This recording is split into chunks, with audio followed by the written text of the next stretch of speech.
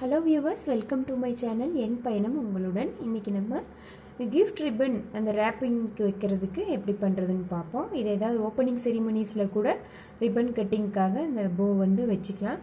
இதுக்கு ஒரு 30 சென்டிமீட்டர் அளவுக்கு ஒரு பெரிய போ, அதிலிருந்து கொஞ்சம் சிறுசாக ஒரு சிறுசு, அதை விட கொஞ்சம் சிறுசாக இன்னொன்று, அதாவது 30, 20, 15 சென்டிமீட்டர் அளவுக்கு 3 போ வந்து பண்ணுறதுக்காக சாட்டின் ரிப்பன் கட் பண்ணி வச்சாச்சு.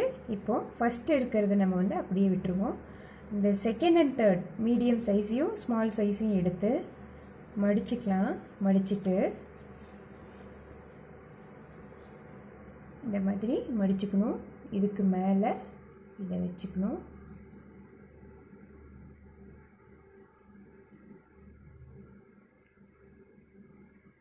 இப்போ ஒரு நீடலில் வந்து நூல் கோத்து வச்சுக்கலாம்.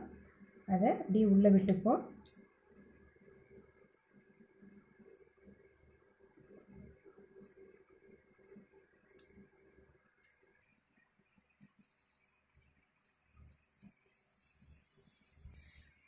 ஃபஸ்ட் ஒன் ரெடி ஆகிடுச்சு. அடுத்தது எடுத்துப்போம்.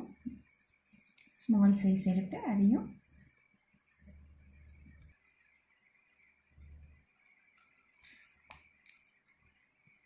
ஃபஸ்ட் ஒன்று வந்து அப்படியே ஜென்டிலாக இழுக்கணும். செகண்ட் ஒன் வந்து இந்த மாதிரி போட்டுட்டு தைச்சிட்டு, அதாவது ஷூட் பண்ணிவிட்டு நல்லா இப்படி இழுத்திங்கன்னா அழகாக போ மாதிரி வந்துடும்.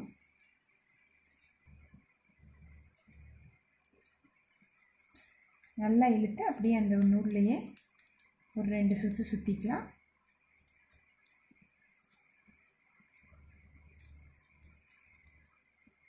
போ வந்து நல்லா வந்துடும். இப்போ நம்ம ஏற்கனவே தைச்சி வச்சுருக்கோம் இல்லைங்களா, அதில் வச்சு அதை வந்து லைட்டாக ஒரே ஒரு தையல் தைச்சிக்கலாம்.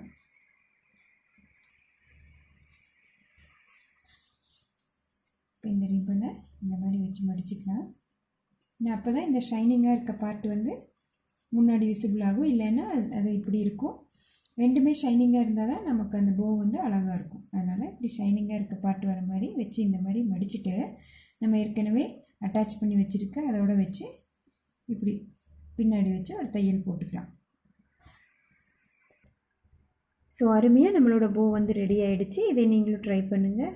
தேங்க்யூ ஸோ மச் ஃபார் வாட்சிங்.